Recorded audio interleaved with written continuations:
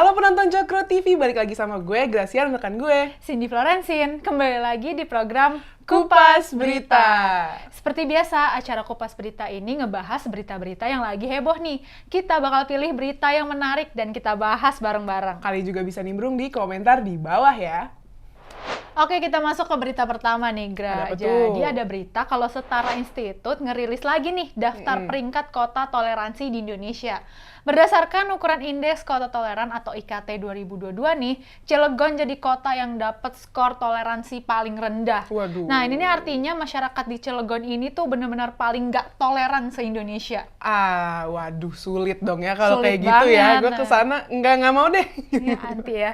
Iya nih, Gra. Nah, terus juga Depok nih, selain Cilegon, Depok juga dapat skor toleransi yang rendah. Dan tercatat Depok ini tuh udah 3 tahun berturut-turut loh masuk kategori kota paling intoleran se-Indonesia. Waduh, kacau sih. Masa Kacau iya banget. Gitu, jadi kota intoleran sampai 3 tahun berturut-turut. Sampai 3 tahun.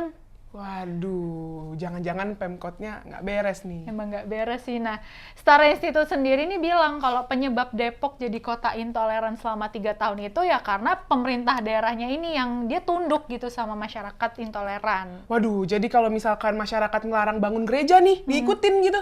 Sama Diikutin. Nah, bener banget. Bahkan ya di Aceh sendiri ada 3 kota yang intoleran tahu. Apa tuh? Nah, ada kota Sabang, Lok Somawe, sama Banda Aceh. Ada 3 loh. Ya kalau ngelihat dari datanya sendiri ya menurut gue toleransi di Indonesia juga sebenarnya masih stagnan nggak sih? Ya maksudnya belum ngalamin ini peningkatan gitu yang tentu signifikan gitu. Ya gue sih berharap semoga kedepannya ya bakalan ada calon kepala daerah yang punya wawasan inilah luas lah. Amin. Yang menjunjung tinggi keberagaman gitu. Ya, wawasannya luas ya soal toleransi. Nah, setuju banget, Gra. Jadinya kan istilahnya nih masyarakat bisa bebas buat beribadah, bisa bangun rumah ibadah tanpa mereka nih takut gitu kalau mau ibadah bakalan ditindas atau dihalang-halangi lagi. Karena kan toleransi itu milik semua umat, nggak cuma milik mayoritas aja. Nah, kita juga di Indonesia kan agamanya nggak cuma satu ya. Nggak cuma satu. Agamanya beragam. banyak, ada 5 ya kalau nggak salah. Iya, ada 5, makanya hidup toleransi. Mantap Anjay. banget. Aduh.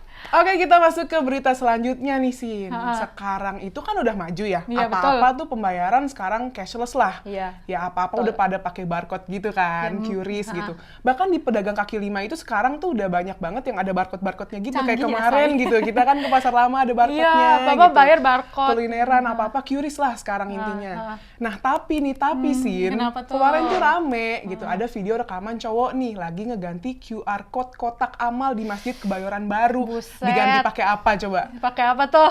Pakai QR code rekening pribadinya sendiri. Itu sendiri gitu. Astaga, bisa-bisanya yang harusnya buat amal gitu. Ini malah diganti buat rekening pribadi. Ini kan puasa ya, katanya setannya lagi diikat nih. Iya. Dan ini orang-orang kayak gini, setannya malah diikat. Nah, ini nih setannya nih. Jadi kan tuh orangnya tuh mindik-mindik gitu kan. Ya kalau orang mindik-mindik itu kan mencurigakan ya. Jadi mungkin ada yang ngerekam ya langsung ya, ada netizen yang ngerekam gitu. Si cowok ini mindik-mindik buat nempelin stiker QR code di kotak amalnya. Aduh, buset. Mana coba? Nah, ini gimana sih terus polisinya sendiri nyelidikin nggak tuh? Ya akhirnya polisi turun tangan sih. Nah infonya sih modus penipuan terbaru sih katanya. Jadi banyak oknum-oknum yang nempelin stiker QRIS ke kotak-kotak amal di masjid gitu. Kacau. Kejadiannya udah banyak nih kayaknya. Salah satunya ya di Nurim Blok M Square gitu. Ditempel tuh 6 April baru ketahuannya tanggal 9.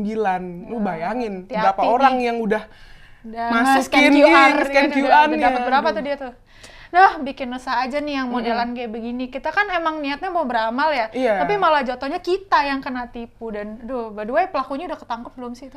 Aduh, nah sampai sekarang nih polisi tuh masih ngeburu pelakunya lah, masih nyelidikin lah. Cuma ya para netizen ini udah kayak inilah udah nyerang kayak identitasnya udah tahu lah, biasanya netizen kan udah tahu ya. Gitu ya, tinggal ya di-spill aja. Bayangin coba.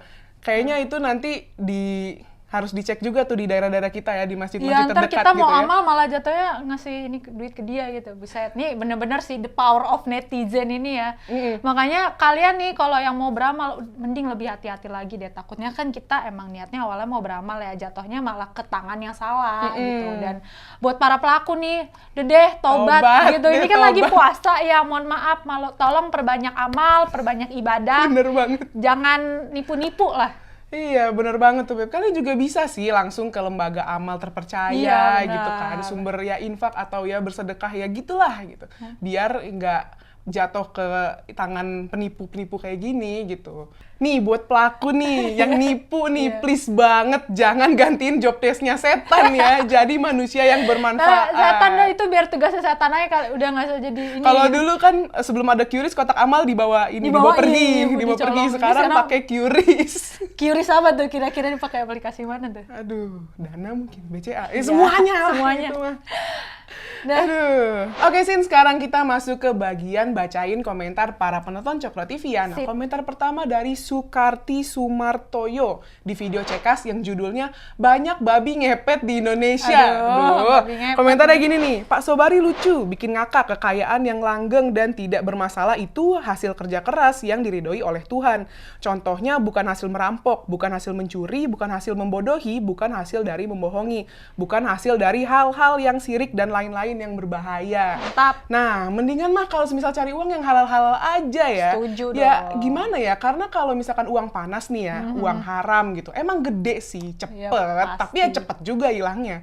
Malah makin boncos gitu, malah makin sial gitu. Apalagi yang kayak dukun-dukun ngelipat gandain uang, menurut gue sih ya nggak usah lah ya. Ya serem juga kalau misalkan penipuan gimana? Iya benar. Gitu kan? Ya makin boncos, makanya yang bener tuh kerja lembur bagai kuda. Sampai lupa orang tua. Ya hasil dari kerjanya kan ya enak tuh ya kalau misal kita kayak self reward hasil kerja kita sendiri gitu kan. Ya asal jangan dari korupsi ya. Jangan. Lagi korupsi bilangnya hasil kerja kan. Jangan. Ya, lanjut Beb. Oke, Gra. Nah, komentar selanjutnya ini dari Jari Jemari di video Kupas Berita yang judulnya yang demo Undang-Undang Cipta Kerja udah baca belum undang-undangnya? Nah, komentarnya begini.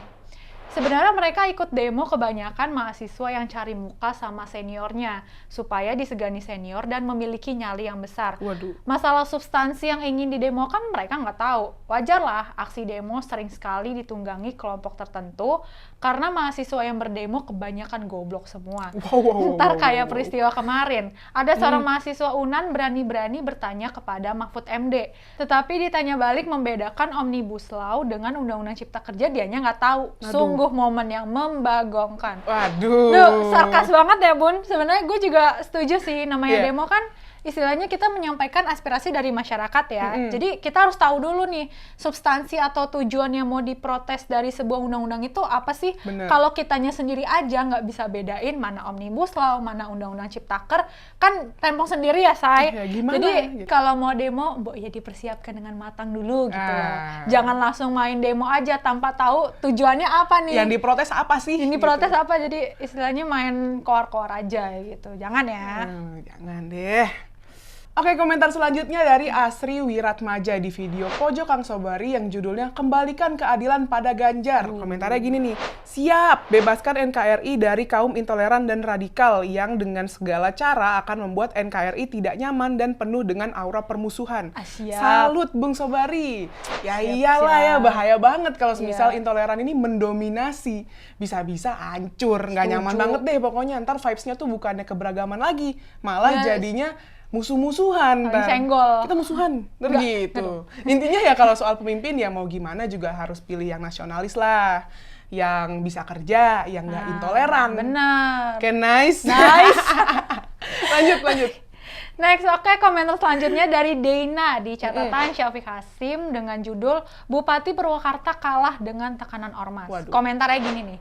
Kami sebagai kaum minoritas sangat berterima kasih dengan Cokro TV yang telah konsisten membela kebinekaan NKRI. Sukses terus Cokro TV, salam hormat kami dari Kalimantan. Terima kasih ya buat Mbak Dena. Nah gini ya, menurut gue tuh setiap orang punya hak buat beribadah dan harusnya si Bupati Purwakarta ini nih sebagai pemimpin ya jangan kalah dong sama kaum mayoritas. Jadi istilahnya si Bupati Purwakarta ini harus bisa jadi pemimpin yang tegas, berintegritas, dan punya pemahaman yang luas soal keberagaman dan bertoleransi tinggi pastinya. Nah pemimpin kayak gini nih yang emang rada-rada gitu.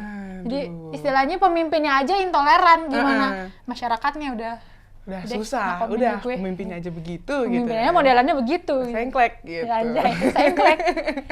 Oke, mungkin itu aja beberapa komentar menarik yang ada di channel Cokro TV. Jangan lupa like, comment, subscribe channel ini. Stay tune terus di program kita di Kupas Berita. Bye-bye!